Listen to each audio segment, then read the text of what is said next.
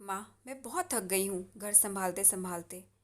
यह मेरी थकान किसी और को नज़र नहीं आती। कुछ दिन आराम करना चाहती हूँ। सोच रही हूँ कुछ दिनों के लिए अपने मायके आ जाऊँ। आते हुए अपने बच्चों को भी साथ ले आऊँगी। वे वहीं से स्कूल चले जाएंगे। आखिर एक ही शहर में ससुराल और मायका होने का कुछ तो फ़ायदा मिले। नम्रता ने फ़ोन पर अपनी माँ से कहा। कमला जी ने फ़ोन रख दिया और सीधे किचन में गई। किचन में खाना बना रही बहू से बोली, अरे अनुपमा, तेरी ननंद आ रही है कल। आज बाजार जाकर फल सब्जी और मिठाइयाँ लेकर आना। बेचारी मेरी बेटी ससुराल में नौकरों की तरह काम करती है और उस पर कोई ध्यान नहीं देता। यहाँ आएगी, कुछ दिन रहेगी तो उसका मन और तबीयत सब ठीक हो जाएगा। ऐसी बातें अपनी सास की सुनकर अनुपमा का चेहरा उतर गया। वे मन ही मन सोचने लगी, काश आपको मेरी थकावट भी नज़र आती। मैं भी दिन रात झाड़ू पोछा बर्तन खाना बनाना मार्केट जाना और हर वह काम करती हूँ जिससे हमारे परिवार वालों को कोई दिक्कत ना हो। काश आप मुझ पर भी ध्यान दे पाती।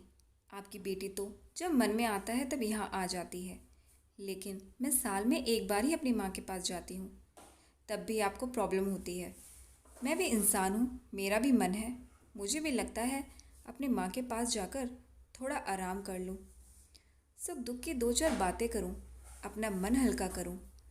भगवान, अब तुम ही कुछ करो ताकि मेरी सास की आंखें खुले और उसे मेरी थकावट भी नज़र आए।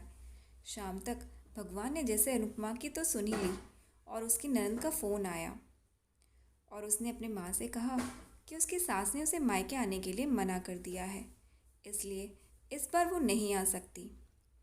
पार्वती जी बोली, ऐसे कैसे मना कर दिया?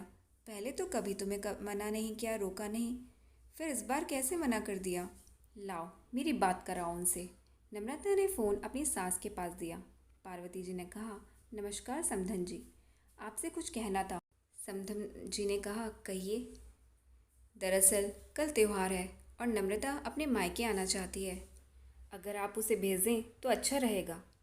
नम्रता की सास ने कहा, देखिए समधन जी, आपकी बेटी मायके जा कर रहे इस बात के लिए हमने उसे कभी नहीं रोका और इस बात से हमें कोई प्रॉब्लम भी नहीं है। कुछ दिनों पहले मैं अपने रिश्तेदार की शादी में गई थी। वहाँ मैं आपकी बहू अनुपमा की माता जी से मिलने का मौका मिला।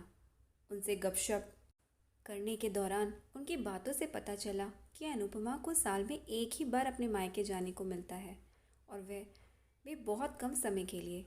मुझे लगता है कि आपको पहले अनुपमा को उसके मायके भेज देना चाहिए और वो जब मायके होकर आ जाएगी तो मैं नम्रता को आपके पास भेज दूँ। एक बहुत ज़रूरी बात जो मुझे लगता है आपको समझ लेनी चाहिए कि आपको अपनी बहू को भी बेटी की तरह या बेटी से भी ज़्यादा प्यार देना चाहिए। उसे भी मायके जाने की इच्छा होती होगी। हो सकता है नम्रता के वहाँ आने से उसकी आवभगत करने के लिए आप उसे मायके नहीं भेजती होंगी या फिर वह आपसे कुछ कहने से अभी डरती हो। अगर आप उसको घर में ही कैद रखेंगी तो एक दिन ऐसा आएगा जब वह आपके खिलाफ बोलने लगेगी, फिर वह आपकी सुनेगी भी नहीं और जब चाहे तब अपने मायके जाएगी। ऐसी परिस्थिति आए, इससे अच्छा है कि आप ही कुछ बदलाव अमल में ले आएँ जिससे आपका रिश्ता और रिश्ते की मिठास खराब ना हो। पार्वती को अपने समधन की हर एक शब्द में सच्चाई नजर आई। उन्हें महसूस हुआ कि उन्होंने अपनी बेटी के प्यार में अंधे होकर कभी भी अपनी बहू के मन का विचार नहीं किया। उन्होंने हमेशा ही अपनी बेटी को अपनी बहू से ऊपर रखा और दूसरी तरफ नम्रता भी अपनी भाभी के बारे में हो रही इस बातचीत को सुन रही थी। उसने भी ये रियलाइज़ किया कि वह कभी भी अपनी भाभी के साथ ठीक से बात नहीं करती और जब जब वह अपने मायके जाती है तो भाभी थोड़ी उदास रहती हैं। पार्वती जी ने अपनी बहू को बुलाया और उसे कहा कि अनुपमा, कुछ दिनों के लिए नम्रता नहीं आने वाली है, इसलिए पहले तुम अपने मायके होकर आओ।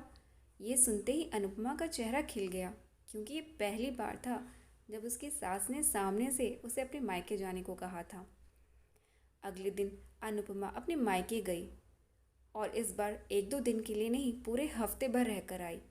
अपने माँ बाप से, अपने रिश्तेदारों से मिलकर आई और जब वह लौटकर आई तो उसका चेहरा खिला हुआ था, उसकी आंखें चमक रही थी।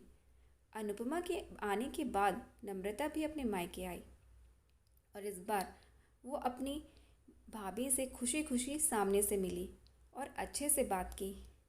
नम्रता ने अपनी माँ से बात करके उन्हें भी अच्छे से समझने में मदद की कि वे कहीं ना कहीं अनुपमा के साथ गलत व्यवहार कर रहे थे। दूसरी तरफ अनुपमा अपने ससुराल वालों के बदले रवैये से बहुत खुश थी। अब वह खुशी खुशी सबका ध्यान रखती और हर काम प्यार से करती। वह ध्यान रखती कि कोई ऐसा काम ना हो जिससे घर में तनाव का माहौल पैदा हो। पार्वती जी ने अपनी बहू को खुद ही समय समय पर मायके भेज दिया करती।